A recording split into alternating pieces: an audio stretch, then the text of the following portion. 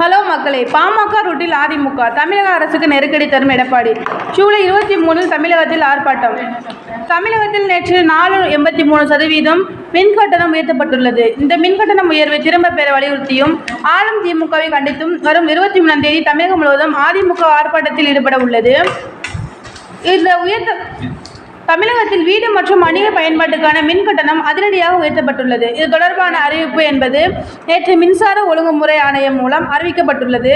அதன்படி தமிழகத்தில் 4.83% வரை மின் கட்டணம் உயர்த்தப்பட்டுள்ளது. இந்த உயர்த்தப்பட்ட மின் கட்டணம் என்பது ஜூலை 1ஆம் தேதியிலிருந்து நடைமுறைக்கு வரும் என தெரிவிக்கப்பட்டுள்ளது.